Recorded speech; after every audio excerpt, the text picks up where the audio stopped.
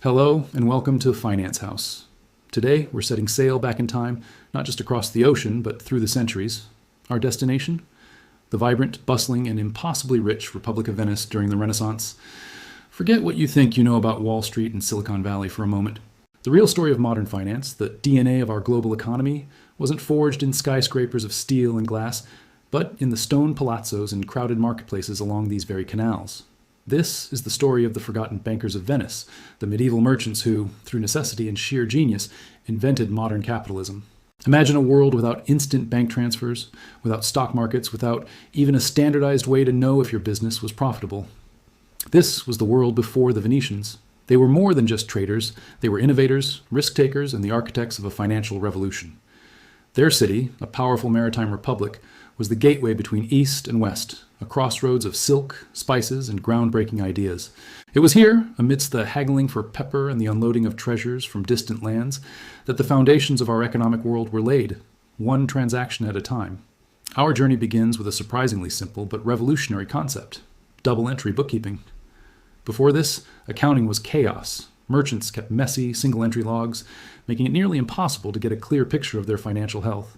Then, an Italian mathematician named Luca Pacioli, a friend of Leonardo da Vinci, documented a system the Venetian merchants were already perfecting. For every transaction, there would be two entries, a debit in one account and a credit in another. Suddenly, the fog lifted.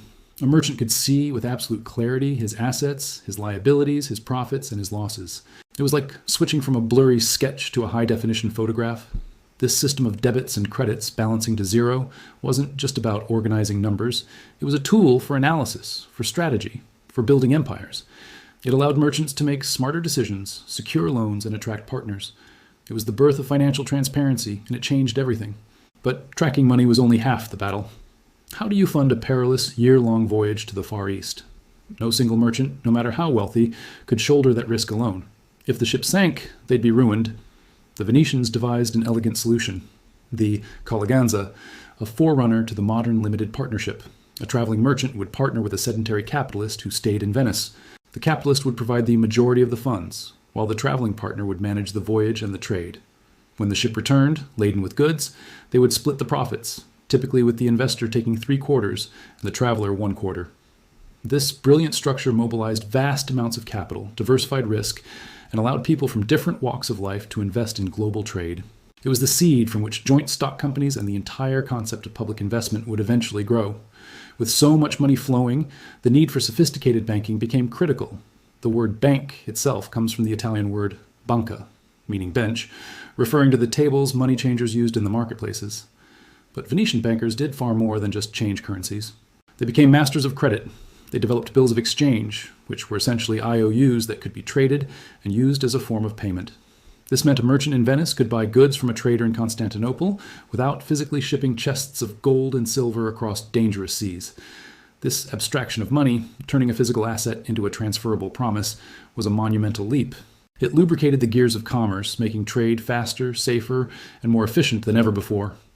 These bankers weren't just holding money, they were creating it, expanding the money supply through credit, and laying the groundwork for the complex central banking and credit systems we rely on today. Of course, with great innovation came great risk. The world's first public bank, the Banco della Piazza di Rialto, was established in Venice in 1587, not out of a desire for profit, but to stabilize the financial system after several private banks collapsed. It was a government-backed institution designed to restore trust and provide a secure place for deposits. This was a pivotal moment. The recognition that the financial system was too important to be left to its own devices and required regulation and a public backstop. Sound familiar? It's the same principle behind the FDIC and central banks around the world today. The Venetians learned the hard way that with great financial power comes the potential for great financial crisis, a lesson we are still grappling with centuries later. The legacy of these Venetian innovators is all around us. Every time you check your bank statement, every time a company issues stock, every time a small business gets a loan, you are witnessing the echoes of the Renaissance marketplace. Double-entry accounting is the universal language of business. Credit is the lifeblood of our economy. Investment partnerships fuel innovation. The Venetians didn't just get rich. They created a system, a blueprint for generating and managing wealth on a scale the world had never seen. They demonstrated that capitalism, at its core, is a set of technologies, financial technologies, that allow for the efficient allocation of capital, the management of risk, and the creation of value. So, as we look at the shimmering canals of modern Venice, let's remember the true source of its enduring magic. It's not just the art and architecture, but the invisible, world-changing ideas that were born here. The merchants of Venice were the original venture capitalists, the original fintech pioneers. They were the forgotten bankers who took a medieval world of barter and tangible wealth and transformed it into the abstract, interconnected, and dynamic global economy we live in today. They proved that the most powerful commodity isn't gold or spices, but a brilliant idea. Thank you for joining us on this journey at Finance House.